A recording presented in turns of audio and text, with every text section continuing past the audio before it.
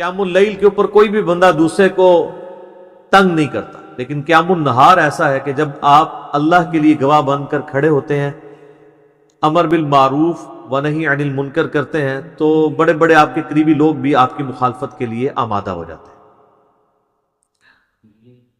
ये जो सूरतुल मुदस्सर की शुरू की आयात हैं, ये नबी सल्लल्लाहु अलैहि वसल्लम पे जो शुरू की वही नाजिल हुई हैं उनमें से एक है। सही बुखारी और सही मुस्लिम दोनों में हदीस मौजूद है कि नबी सल्लल्लाहु अलैहि वसल्लम पे सबसे पहली वही नाजिल हुई थी, इक़रा बिस्मि रब्बिकल्लज़ी खलक़ खलक़ल इंसान मिन अलक़, सूरतुल अलक़ की इब्तदाई 5 आयात। फिर उसके बाद सही बुखारी और मुस्लिम में आता है कि नबी अलैहिस्सलाम पे जो वही का सिलसिला था, इसमें फतरत का पीरियड आ गया, ऐसा पीरियड जिसमें आप सल्लल्लाहु अलैहि वसल्लम पे कोई वही नाजिल नहीं हुई, और इसकी वजह से आप सल्लल्लाहु अलैहि वसल्लम बड़े गमज़दा भी थे। आप तो चाहते थे जल्दी जल्दी कुरान नाजिल हो, और उसी दौरान काफिरों ने तरह तरह की बातें भी करना शुरू कर दी। तो फतरत के पीरियड के बाद जो पहली वही नाजिल हुई है वो सूरतुल मुद्दस्सिर की इब्तदाई आयात है। लिहाजा आप सल्लल्लाहु अलैहि वसल्लम पे जो शुरू की वही नाजिल हुई हैं उनमें से ये भी चंद आयात है।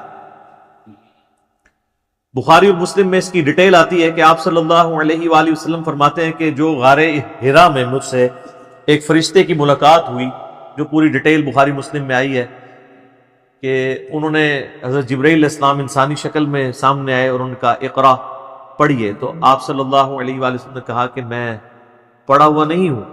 3 दफ़ा ये अमल रिपीट हुआ और फिर जिब्राइल ने आप सल्लल्लाहु अलैहि वसल्लम को अपने साथ सीने के साथ लगाया और फिर पढ़ाया, तो आप सल्लल्लाहु अलैहि वसल्लम ने ये आयात पढ़ी। बुखारी और मुस्लिम में ये हदीस मिलती है कि आप अलैहिस्सलाम फरमाते हैं कि गारे हिरा में जो मुझ पे फरिश्ता नाजिल हुआ था, फिर कुछ अरसा के लिए वो मुझ पर नाजिल नहीं हुआ, अल्लाह की आयात लेकर नहीं आया। एक दिन अचानक मैंने ये ऑब्जर्व किया कि मुझे कोई शख्स पुकार रहा है, तो जब मैंने निगाह उठाकर ऊपर देखा तो पूरे उफक के ऊपर वही फरिश्ता छाया हुआ था। अब ज़ाहिर कि नबी अलैहिस्सलाम के ऊपर एक दहशत तारी होगी, एक इंसान के लिए तो ये बड़ा अजीबो गरीब मंजर है ना, कि जहां तक आपको मंजर नजर आ रहा है कि बंदा आपको ऊपर नजर आ रहा है और वो आपको पुकार रहा है। तो आप अलैहिस्सलाम, बुखारी मुस्लिम के अल्फाज हैं कि दहशत के मारे गिर पड़े, और फिर आप सल्लल्लाहु अलैहि वसल्लम वापस आए अपने घर और सैयदा खदीजा से कहा कि मुझे कंबल उड़ा दो। एक तो वो वाला वाकया बुखारी मुस्लिम में जो सूरतुल अलक़ की शुरू आयात में हुआ था, उसमें भी यही अल्फाज हैं, जिसमें फिर सैयदा खदीजा कहती हैं कि आप अपने रिश्तेदारों के साथ सिला रहमी करते हैं, आप मेहमान नवाजी करते हैं, आप गरीबों का बोझ उठाते हैं, आप लोगों का बड़ा ख्याल रखते हैं, अल्लाह ताला आपको तनहा नहीं छोड़ेगा। इस हदीस में ये अल्फाज है कि जब ये कंबल उड़ाया गया तो फिर अल्लाह ताला की तरफ से उस फरिश्ते ने निदा दी और ये आयात पढ़ी, या अय्युहल मुद्दस्सिर क़ुम फ़अन्ज़िर व रब्बक फ़कब्बिर व थियाबक फ़तहिर। बिस्मिल्लाहिर रहमानिर रहीम। या अय्युहल मुद्दस्सिर, ए चादर में, ए कंबल में लिपटने वाले, क़ुम फ़अन्ज़िर, उठ खड़े हो जाइए और डर सुनाइए। इंजार तमाम नबियों की दावत का मरकजी पॉइंट, तबशीर भी है लेकिन वो दूसरे नंबर पे है, उसके लिए जो दावत कबूल कर ले।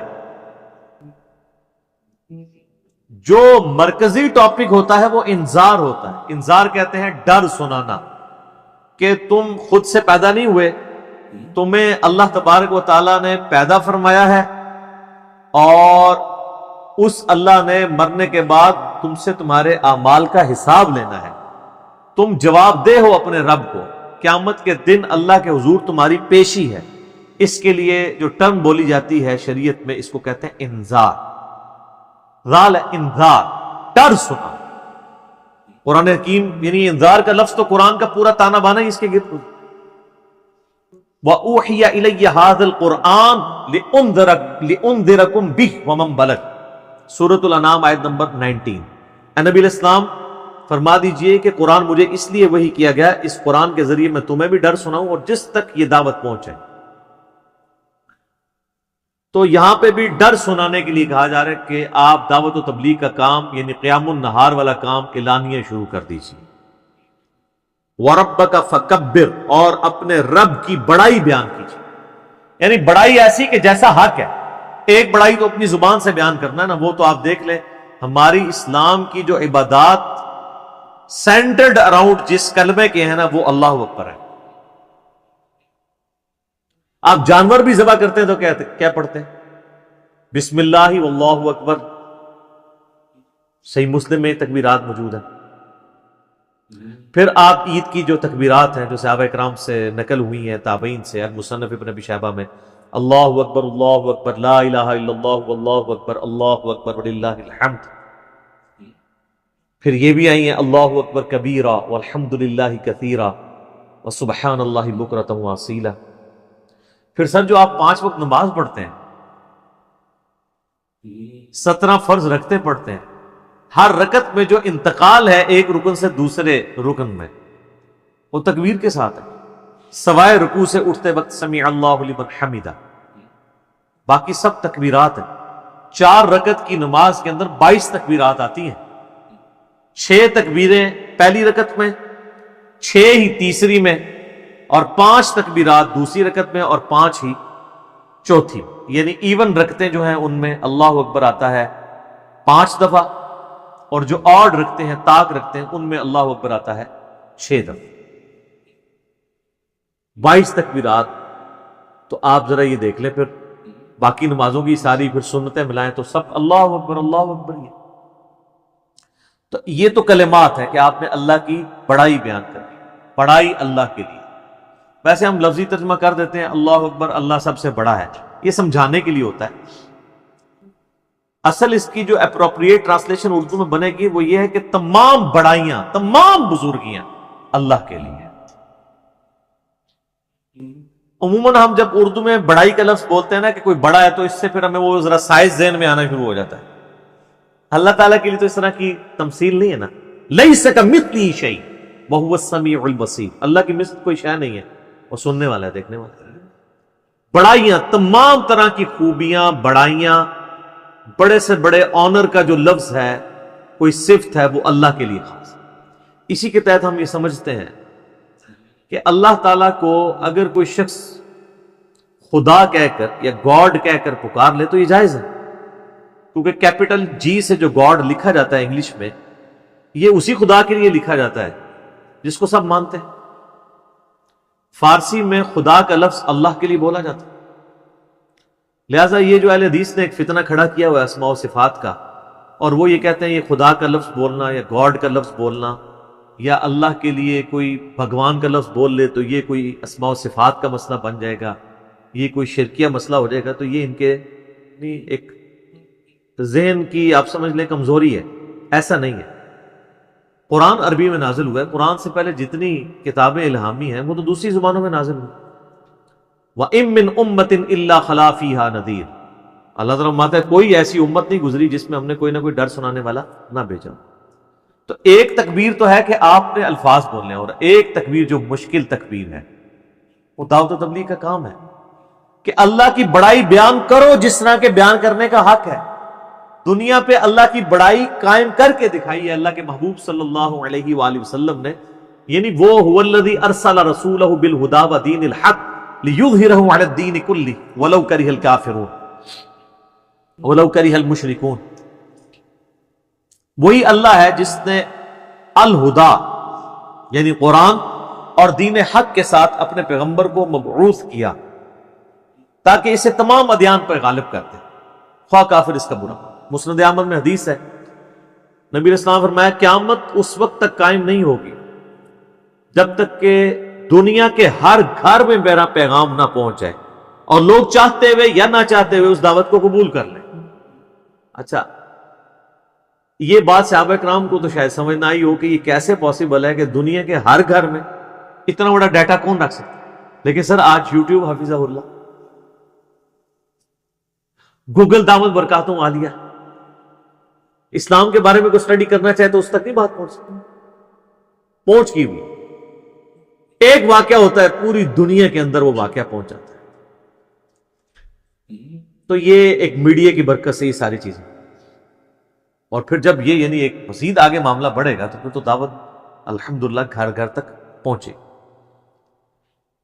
تو اس رب کی بڑائی بیان کرو، ایک تو بولنے کے اعتبار سے، باقی پریکٹیکلی بھی اس کے لیے آپ اللہ تعالیٰ کے گواہ بن کر کھڑے ہو جائیں اور انسانیت کے اوپر حجت تمام کریں۔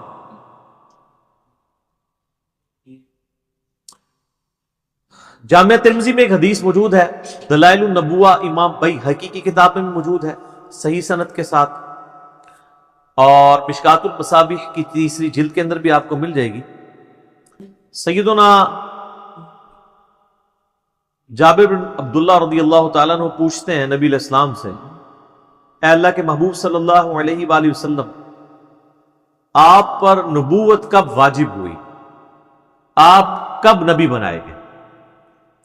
تو آپ صلی اللہ علیہ وآلہ وسلم نے فرمایا، میں اللہ کے ہاں اس وقت بھی خاتم النبیین لکھا ہوا تھا جبکہ آدم علیہ السلام ابھی روح اور جسم کے درمیان تھے۔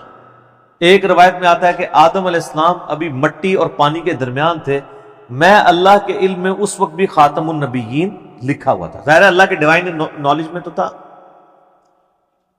میں دعائے ابراہیم ہوں، میں عیسیٰ کی بشارت ہوں، میں اپنی ماں کا وہ خواب ہوں جو انہوں نے پیدائش کے وقت دیکھا جب میری پیدائش ہوئی، کہ ان کے لیے ایک ایسا نور ظاہر ہوا جس سے شام کے محلات بھی روشن ہو گئے ان پر۔ یعنی نبی علیہ السلام کی پیدائش کے وقت آپ علیہ السلام کی والدہ کو خواب کے ذریعے بشارت دی گئی کہ آپ سے جو بچہ پیدا ہونے والا ہے اس کی حکومت بالآخر رومن امپائر کے اوپر بھی حاوی ہو جائے گی۔ اور پھر لوگوں نے دیکھا۔ تو لیکن یہ جو ہم جس نبوت کے یعنی مبعوث ہونے کا ذکر کر رہے ہیں وہ نبی علیہ السلام کی مبارک زندگی کے 40ویں سال کے بعد کا معاملہ۔ آپ علیہ السلام پیدائشی طور پر پیغمبر تھے لیکن مبعوث نہیں ہوئے تھے، اللہ کی طرف سے آپ کی بعثت نہیں ہوئی تھی، اللہ کی حفاظت میں ضرور تھے۔ نبی تو اللہ کی حفاظت میں ہوتا ہے، لیکن نبی کو یہ خود نہیں پتا ہوتا کہ میں اللہ کا پیغمبر ہوں جب تک کہ اللہ اسے مبعوث نہ کرے۔ سورہ شورى میں واضح ہے، ما کنت تدری ما الکتاب ولا الایمان، اے نبی قرآن کے نزول سے پہلے نہ تو آپ کتاب سے واقف تھے اور نہ ایمان کی تفصیلات کو جانتے تھے، بلکہ اللہ نے اس کتاب کو آپ کے لیے ہدایت کا ذریعہ بنایا۔ وَإِنَّكَ لَتَهْدِي إِلَىٰ صِرَاطٍ مُسْتَقِيمٍ، اور اب آپ بھی لوگوں کو سیدھے راستے کی طرف بلاتے ہیں۔ حتیٰ کہ صحیح بخاری میں سیدنا ابو بکر الصدیق رضی اللہ تعالیٰ عنہ کا ایک بڑا خطرناک قسم کا خطبہ موجود ہے۔ خطرناک میں اس لیے کہہ رہا ہوں کہ پاکستان میں 295C لگی ہوئی ہے، ورنہ حضرت ابو بکر میں فٹ کر دیتے۔ جو انہوں نے ڈاکٹرائن بتائی گئی، صحیح بخاری میں خطبہ موجود ہے، میرا ایک یوٹیوب پہ کلپ بھی ہے، صحیح اور بخاری اور مسلم سے قرآن کے فضائل پہ 8 احادیث۔ اس میں میں نے یہ حدیث بتائی تھی کہ سیدنا ابو بکر جب خلیفہ بنے رضی اللہ تعالیٰ عنہ علیہ السلام، تو انہوں نے جب پہلا خطبہ دیا تو اس میں ان کے الفاظ ہیں کہ اللہ تعالیٰ نے محمد صلی اللہ علیہ وآلہ وسلم کو اس کتاب کے ذریعے ہدایت دی۔ ذرا الفاظ سننے، محمد کو اللہ نے اس کتاب کے ذریعے ہدایت دی اور اب تم نے یہ کتاب کا پیغام ان کی امت تک آگے پہنچانا ہے۔ شکر ہے ادھر کوئی کھڑا نہیں ہو گیا کہ یار امیر المومنین یہ آپ کیا کہہ رہے ہیں، نبی علیہ السلام پہلے گمراہ تھے، نعوذ باللہ۔ گمراہ نہیں تھے، لیکن آپ کی ہدایت ڈیٹم لیول کی تھی، بنیادی تفصیلات نہیں تھی اس میں۔ قرآن میں وَوَجَدَكَ ضَالًّا فَهَدَىٰ، اے نبی آپ کو ہم نے اپنی محبت میں حق کی تلاش میں خود رفتہ پایا تو منزل مقصود تک پہنچا۔ یہ گمراہی والا ترجمہ تو غلط کیا ہے، اس کے اوپر جو بریلوی گرفت کرتے ہیں نا اہل حدیث اور دیوبند کی، وہ ٹھیک کرتے ہیں۔ ضال کا مطلب نبی علیہ السلام کے لیے گمراہی نہیں ہوگا، ضال کا ایک مطلب کسی کی محبت میں ڈوبنا بھی ہوتا ہے، جیسا کہ یوسف علیہ السلام کے بھائیوں نے اپنے والد کے بارے میں کیا کہا تھا، ان ابانا لفی ضلال مبین، ہمارے ابا جان تو اس بیٹے کی محبت میں ڈوب چکے ہیں۔ وہ یہ تو نہیں کہہ رہے تھے ہمارا ابا گمراہ ہو گیا ہے، وہ یہ کہہ رہے تھے کہ یہ اس ایک بیٹے کی محبت میں ڈوبا ہوا ہے، ہمیں بھی ذرا توجہ دے۔ تو یہ وَوَجَدَكَ ضَالًّا فَهَدَىٰ، اس کا ترجمہ جو ہے وہ احمد بریلوی صاحب نے ٹھیک کیا کہ تمہیں اپنی محبت میں خود رفتہ پایا تو منزل مقصود تک پہنچا. تو قرآن کے ذریعے اللہ تعالیٰ نے آپ علیہ السلام کی ہدایت کو کامل کیا. تو نبی پیدائشی طور پہ نبی ہوتا ہے لیکن اسے پتہ نہیں ہوتا جب تک مبعوث نہ ہو. ورنہ تو بخاری مسلم میں جو حدیث آتی ہے کہ نبی علیہ السلام کو جب پہلی دفعہ فرشتہ نظر آیا تو آپ کی حالت جو ہوئی ہے، مطلب آپ تو خوش ہو جاتے ہیں کہ میں 40 سال سے انتظار کر رہا تھا، شکر ہے تو آ گیا. الٹا آپ علیہ السلام پریشان ہو گئے. حتیٰ کہ بخاری مسلم کے الفاظ ہیں، سیدہ خدیجہ سلام اللہ علیہا ان کو اپنے کزن برقہ ابن نوفل کے پاس لے گئی. انہوں نے جب نبی علیہ السلام کی کنڈیشن سنی، وہ نابینا ہو چکے تھے، انہوں نے کہا یہ تو وہی لگتی ہے، وہی والی وہی جو موسیٰ علیہ السلام پہ نازل ہوئی تھی. تو پھر انہوں نے کہا کہ عنقریب آپ کی قوم آپ کو نکال دے گی. ہائے ہائے ہائے. نبی علیہ السلام نے کہا کہ میری قوم مجھے یہاں سے نکال دے گی، یہ تو مجھے بڑی محبت کرتے ہیں. انہوں نے کہا کہ یہ دعوت ہی ایسی ہے، آپ سے پہلے جس جس پیغمبر نے اپنی قوم میں یہ دعوت بلند کی ہے نا، اسے اس کی قوم نے نکال ہی دی.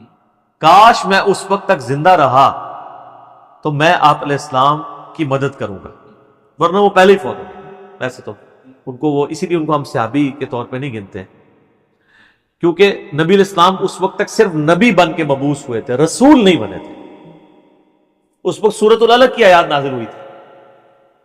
رسول تب بنے جب یہ آیات نازل ہوئی ہیں کہ اب آپ کھڑے ہوں اور لوگوں کو دعوت و تبلیغ کا کام کریں. پہلے صرف یہ تھا کہ آپ کے اوپر وہ حقیقتیں آشکار، اور 40ویں سال یہ معاملات شروع ہو گئے تھے. صحیح مسلم میں حدیث ہے کہ نبی علیہ السلام نے فرمایا کہ میں اس پتھر کو بھی پہچانتا ہوں جو بعثت سے پہلے مجھے سلام کیا کرتا تھا. تو آپ کو اشارے ملنے شروع ہو گئے تھے کہ آپ کے ساتھ کوئی ایکسٹرا آرڈنری معاملہ ہونے والا ہے. ورنہ آپ دیکھیں نا، آپ گزر رہے ہو اور پتھر آپ کو سلام کر رہا ہو تو بندے کو ایک بار یعنی چیزوں کا آئیڈیا ہونا شروع ہو جاتا ہے کہ کوئی میرے ساتھ ایکسٹرا آرڈنری. اور پھر آپ دیکھ لیں کہ آپ علیہ السلام پہ جب یہ سارے معاملات ہوئے نا تو اللہ نے آپ کا دل کیسا مضبوط کیا ہے کہ ایک لمحے کے لیے بھی آپ کو یہ خیال نہیں آیا کہ میں کسی غلط راستے پہ چل رہا ہوں.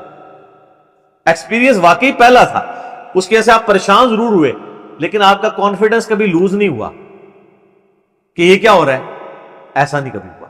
وہ اللہ نے دل مضبوط کیا. اور یہ پیغمبر کے ساتھ غیبی تائید ہوتی ہے.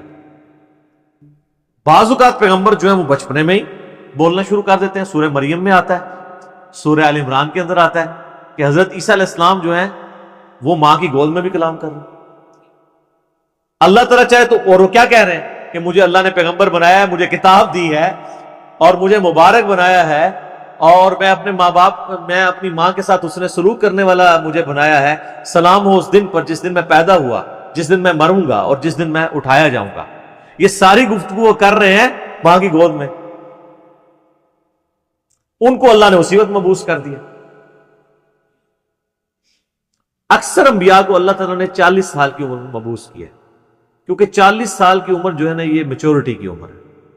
حضرت موسیٰ علیہ السلام کو بھی 40 سال کی عمر میں مبعوث کیا.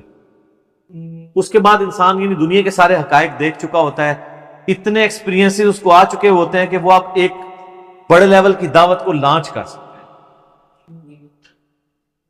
اور جو لوگ ذرا اس سے پہلے شروع ہو جاتے ہیں دعوت کے حوالے سے تو وہ اللہ تعالیٰ کی طرف سے کوئی ایکسٹراڈنری کسی کے ساتھ معاملہ ہو سکتا ہے، جس طرح حضرت عیسیٰ علیہ السلام تھا. اور جب انہوں نے یہودیوں کو ایڈریس کرنا شروع کیا ہے اس وقت ہارڈلی آپ کی عمر 25 سال تھی حضرت عیسیٰ علیہ السلام، جب یروشلم میں جا کے انہوں نے یہودی پادریوں کو للکارنا شروع کیا.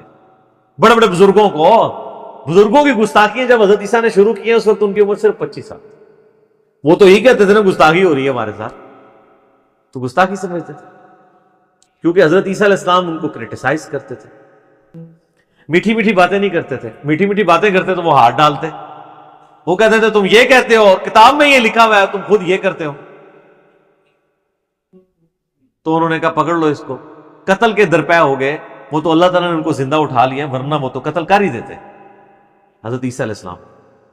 تو اس میں میں ایک بڑا تلخ جملہ بولتا ہوں کہ حضرت عیسیٰ علیہ السلام جو یہودیوں نسل تھے، یہودیوں نے اپنے علماء کے زیر اثر ان کے قتل کے اوپر آمادگی ظاہر کر دی. یہ علماء کا فتنہ اتنا بڑا فتنہ ہے کہ یہ فتنہ وقت کے پیغمبر کے خلاف بھی کھڑا ہو جائے تو اس کو بھی دنیاوی طور پہ فیل کر دیتا ہے. دنیاوی طور پہ تو فیل ہی ہے نا. 12 بندے صرف ایمان لے کے آئے, اپنی بھی جان اللہ نے بچائی. دنیا میں تو یہ دیکھا جاتا نا اس کے کروڑوں فالوور ہوں, تبھی تو بتا رہے ہوتے ہیں نا جی جناب اتنا بڑا اجتماع ہوا ہے, اتنے جلسے میں لوگ آئے. وہ کیوں بتا رہے ہوتے ہیں؟ کامیابی کے لیے. حضرت عیسیٰ علیہ السلام کے جلسے میں کتنے لوگ ہوتے تھے؟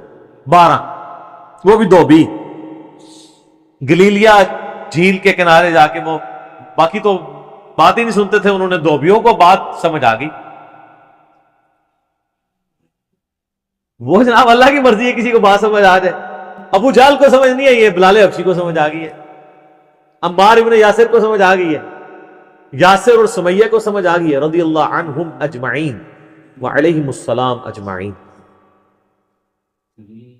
والذین جاہدوا فینا لنہدینہم سبلنا, جو لوگ کوشش کریں گے انہی کو بات سمجھ. تو نبی علیہ السلام کا باقاعدہ حکم ہوا ہے کہ آپ نے اپنے رب کی بڑائی کے لیے کھڑے ہو جانا ہے. وَثِيَابَكَ فَطَهِّرْ, اور اپنے کپڑوں کو پاک رکھنا. یعنی پیغمبر مبعوث ہوا ہے اور اسے کپڑوں کی پاکیزگی کا حکم دیا جا رہا ہے. اور صوفیاء کے ہاں جس نے سب سے زیادہ گندے کپڑے پہنے وہ اتنا بڑا بزرگ ہوتا ہے. Point to be noted. ہاں آپ تصوف کی کتابیں پڑھ کے دیکھیں سر, یہ تذکرۃ الاولیاء جو ایک سمجھ لیں مدر بک ہے تصوف کی, شیخ فرید الدین عطار المتوفی 632 ہجری, جس کے حوالے فضائل اعمال, فضائل صدقات, فضائل سنت, یہ سارے بزرگ بابوں کی کتابوں میں ملیں گے, جن سے اب طارق جمیل صاحب نے بھی اعلان برات کر دی ہے اللہ کے فضل سے. وہ سارے واقعات ادھر سے ہی چھاپے مارے ہوئے. اس میں آپ کو کئی بزرگوں کا ملے گا کہ ان کو جوئیں پڑی بھی ہوتی تھی, اگر کوئی جو ان کی نیچے گرتی تھی وہ اٹھا کے پھر رکھ لیتے تھے اوپر, کہتے تھے میرے اللہ کی مہمان ہے. لوگ کہتے ہیں سبحان اللہ. اور بخاری مسلم میں موجود ہے ایک صحابی کے سر میں جوئیں پڑ گئی اور نبی علیہ السلام کے ساتھ انہوں نے احرام یعنی باندھا ہوا تھا. تو انہوں نے کہا یا رسول اللہ مجھے یہ تو جوئیں پڑ گئی ہیں, جوئیں تنگ کر رہی ہیں, تو مجھے اجازت دیں میں بال منڈوا دوں. اب آپ جب تک احرام کی ساری پابندیوں سے آزاد نہیں ہوتے ہیں اس وقت تک تو بال نہیں منڈوا سکتے. پھر نبی علیہ السلام نے ان کو بال منڈوانے کی اجازت دے دی, اور اس کے اگینسٹ پھر انہوں نے جو ہے نا وہ ایک دم بھی دیا. تو بعد کے بزرگ جو ہیں وہ جوئیں اٹھا کے اوپر رکھتے ہیں, گندے مندے رہتے ہیں. اور بلکہ سب سے بڑا بزرگ وہ ہوتا ہے جو گندا بھی نہ رہے, کپڑے ہی سارے اتار دیں, اس کو سب سے بڑا بزرگ مانا جاتا ہے. وہ کہتے ہیں مجذوب ہے یہ, یعنی اللہ تعالیٰ کی محبت میں غرق ہو چکا ہے. یعنی اس کا مطلب ہے کہ اللہ کی محبت میں غرق ہونے کا مطلب یہ ہے کہ بندے کے کپڑے پہلے چلے جاتے ہیں. تو اللہ تعالیٰ کی معرفت سب سے زیادہ مخلوقات میں سے کن کو ہوتی ہے؟ انبیاء کو. تو کہیں ملتا ہے کہ انبیاء کرام علیہ السلام پہ جب اللہ کی محبت کا غلبہ ہوتا تھا تو وہ کپڑے اتار دیتے تھے؟ کہیں ملتا ہے ایسی بات؟ تو یہ پھر اس لیے ہم کہتے ہیں کہ انبیاء کا جو دین ہے وہ اور ہے, بابوں کا دین اور ہے, اور کتابوں کا دین اور ہے. یہ بابوں کا دین ہے, اور کتابوں کا دین وہ ہے جو صحیح سند کے ساتھ صحابہ اکرام اہل بیت کے ذریعے اور بعد میں محدثین کے ذریعے دین ہم تک پہنچے. نبی علیہ السلام کو شروع کی وحی میں کہا جا رہا ہے کہ آپ نے اپنے کپڑوں کو پاک صاف رکھنا ہے, روحانی طور پہ بھی پاک رکھنا ہے. یعنی ایک اللہ تعالیٰ نے جیسا کہ سورۃ الاعراف میں آتا ہے کہ تقویٰ کا لباس سب سے بہتر لباس ہے. تو وہ یعنی آنکھوں کی پاکیزگی, ہاتھوں کی پاکیزگی, ایک تو فزیکل نجاست سے بھی اور روحانی طور پہ بھی. حرام کی طرف نگاہ نہ اٹھے, ہاتھ حرام کی طرف نہ بڑھے. تو فزیکل نجاست بھی ختم کرنی ہے اور انٹلیکچوئل نجاست بھی ختم کرنی ہے. اور کیا کرنا ہے؟ وَالرُّجْزَ فَاهْجُرْ, اور بتوں سے بھی آپ نے دور. آپ علیہ السلام پیدائشی طور پہ ہی بتوں سے ہمیشہ دور رہے. اب اسٹرکٹلی آ رہا ہے کہ اس چیز کو آپ نے پریکٹس کر. وَلَا تَمْنُن تَسْتَكْثِرْ, اور کسی پر احسان نہ کیجئے زیادہ لینے کی نیت سے. یعنی کسی کے ساتھ اگر آپ نیکی کر رہے ہیں تو دماغ میں یہ نہ رکھیں کہ میں اس کے ساتھ نیکی کر رہا ہوں تو یہ بدلے میں میرے ساتھ کریں. بے لوث ہو کے کریں, ایثار کے جذبے کے. وَلِرَبِّكَ فَاصْبِرْ, ہائے ہائے یہ ہے بات. اپنے رب کے لیے صبر پھر اختیار کیجیے. یعنی آپ کو بتایا جا رہا ہے کہ آپ یہ معاملہ کوئی اتنا آسان نہیں ہونے والا. آپ ذرا دیکھیں جب یہ آیات نازل ہو رہی ہیں اس وقت تو آپ علیہ السلام کے تو دماغ میں بھی نہیں یہ بات کہ میرے ساتھ آگے ہونا کیا ہے. ایک شخص جو عرب کے لوگوں کی آنکھوں کا تارا ہے, جسے سب لوگ سر پہ اٹھائے ہوئے ہیں, صادق اور امین کہتے ہیں, اس کی مثالیں دیتے ہیں, اس کے فیصلوں کا احترام کرتے ہیں, اور وہ اس خاندان سے ہے جو خانہ کعبے کا متولی بھی ہے. انہوں نے زیادہ سے زیادہ کیا سوچا ہوگا میرے ساتھ کیا کر لیں گے؟ زیادہ زیادہ مسجد میں آنے پہ پابندی لگا دیں گے نا. شہر بدر کر دینا, قتل کے فتوے جاری کر دینا, یہ تو نبی علیہ السلام نے سوچا بھی نہیں تھا کبھی. اب یہ جب یہ آیات نازل ہو رہی ہے کہ آپ نے صبر کا دامن نہیں چھوڑنا, اللہ کو پتا ہے میں نے کرنا کیا ہے اپنے نبی کے ساتھ. ظاہر ہے وہ تو اللہ تعالیٰ فرماتا ہے کہ ہم نے قرآن پاک میں مضمون کئی جگہ ہے کہ ہم نے تمام نبیوں کے مخالفین جن و انس میں سے اٹھائے ہیں. اللہ تعالیٰ کہتے ہیں ہم نے اٹھائے. مراد یہ کہ جب اٹھتے ہیں تو ہم انہیں اٹھنا دیتے ہیں تاکہ یہ کشاکش ہوگی تو پھر حق اور باطل کی کشاکش کے بعد پھر سچائی کی چاشنی فیل ہوتی ہے نا. اگر پیاس ہی نہ ہو تو ٹھنڈے پانی کی قدر کیا ہے. تو اللہ تبارک و تعالیٰ نے اپنے نبی کو بھی ان آزمائشوں سے گزارا ہے. انڈیویجول آپ علیہ السلام پہ بھی بہت آزمائشیں آئیں اور اجتماعی طور پہ صحابہ اور اہل بیت پہ بھی آئیں. لیکن جب یہ آیات نازل ہو رہی ہیں تو اب آپ یہ سمجھ لیں کہ یہ ابھی آپ علیہ السلام کے یعنی جو بخاری مسلم میں آتا ہے کہ آپ کے پیٹھ کے اوپر اوجڑی رکھی گئی اور آپ اٹھ نہیں سکے, یہ واقعہ نہیں ہوا. آپ کے گلے کے اندر صحیح بخاری مسلم میں آتا ہے کہ وہ ڈالا گیا کپڑا اور اتنی زور سے دبایا گیا کہ قریب تھا کہ آنکھیں ابل آتی. یہ واقعہ نہیں ہوا. طائف کا واقعہ نہیں ہوا کہ جس میں پتھر اتنے مارے گئے کہ مبارک خون سے جوتیاں بھی بھر گئیں. یہ واقعہ نہیں ہوا. پھر قتل کے فتوے کے رات کے وقت سیدنا ابوبکر کو ساتھ لے کے اور مولا علی کو اپنے بستر پہ لٹا کے آپ علیہ السلام ہجرت کے لیے نکل گئے. یہ واقعہ بھی نہیں ابھی ہوا. اور سر پر مدینے میں تو لائف ہی پوری ڈائنامک, جاتے ہی یہودی متھے مارے لگ گئے, جا کے منافقین اوپر سے کلمہ پڑھ لیا, پیچھے سے وہ یعنی جڑیں کاٹتے رہے. پھر غزوہ بدر میں جو کچھ ہوا, احد میں تو نبی علیہ السلام کے دانت بھی شہید ہو گئے اور آپ کی شہادت کی خبر مشہور ہو گئی, اس قدر آپ کا خون بہہ گیا. خندق کے وہ موقع کے اوپر آپ علیہ السلام کو سخت سردیوں کی راتوں میں کس طریقے سے ایون صحابہ کہتے ہیں ٹوائلٹ جانا ہمارے لیے مشکل ہو جاتا تھا, سامنے سے تیر آگے لگ جاتا تھا. اس کے بعد پھر صلح حدیبیہ والی جو مشقت کاٹنی پڑی, اتنا پیدل سفر کر کے, پھر ایک پیس ٹریٹی کر کے واپس جانا پڑ گیا, عمرہ بھی نہیں کیا. پھر غزوہ خیبر والی جو ایک معاملہ آیا وہ کئی ہفتوں تک. اس کے بعد پھر فتح مکہ کے لیے 10,000 کے صحابہ کو کے لشکر کو لے کے نکلے رمضان کے مہینے کے اندر. ہم لوگ ادھر ایسی میں بیٹھے ہوئے, اور پھر ختم نہیں ہوا معاملہ. فوراً فتح مکہ کے 3-4 مہینے کے بعد قبیلہ حوازن کے ساتھ جو ہے وہ جنگ غزوہ حنین ہو گئی. 12,000 کا لشکر تھا. بس تکبر کے جملے نکل گئے کچھ اصحاب سے کہ ہم 313 تھے تو غالب آئے تھے, آج تو ہم ہے ہی بہت ہیں. تو قرآن کے الفاظ ہیں, اللہ تعالیٰ نے یقین کریں کہ اتنے سخت الفاظ کے اندر جسے کہتے ہیں نا میڑا مارتے ہوئے, تانا دیتے ہوئے بات کی ہے. اللہ نے فرمایا تم نے یہ بات کی, تمہیں تو کہنا چاہیے تھا اللہ کی مدد سے فتح ہوئی تھی. تو دیکھ لو جب تم نے یہ جملہ بولا تو دیکھو تمہیں راستہ بھی نہیں پھر ملا بھاگنے کا. 80 بندے بخاری مسلم میں آتا ہے نبی علیہ السلام کے ساتھ رہ گئے. صرف 12,000 میں سے 80 بندے, باقی سب بھاگ گئے. وہ سامنے سے تیر ہی ایسے لگے ان کو. وہ تیر کے بڑے ایکسپرٹ تھے قبیلہ وازن کے لوگ. اور پھر پیرلل میں جناب اور رومن امپائر نے نبی علیہ السلام کا سفیر قتل کر دیا. آپ نے غزوہ موتا کے لیے جو ہے وہ وہاں بھی مہم روانہ کر دی زید ابن حارثہ کی سرکردگی میں. اتنے معاذوں کے اوپر پیرلل میں. اور پھر اس کے بعد غزوہ موتا کے بعد پھر وہ غزوہ تبوک کے لیے آپ علیہ السلام خود, جسے وہ جیش العسرہ کہا جاتا ہے, تنگی والا جو مارکا, تو اور آخری وقت بھی آپ کیا فرما رہے ہیں؟ آخری جو آپ آگے خطبہ دے رہے ہیں بخاری مسلم میں، وہ لشکر اسامہ بھیج رہے ہیں. اتنی مشکل لائف شروع سے لے کے اینڈ تک. اور یہ تو باہر کی لائف ہے، جو اندر آپ کو تکلیفیں اٹھانی پڑ رہی ہیں. بیویاں کہہ رہی ہیں کہ جی اس طرح ہمارا گزارا نہیں ہوگا، پھر قرآن نازل ہو رہا ہے کہ نہیں اسی طرح گزارا کرو. تو کئی معاذوں کے اوپر.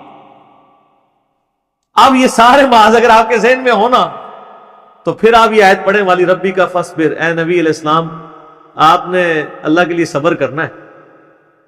ابھی تو بڑے بڑے مراحل ہیں.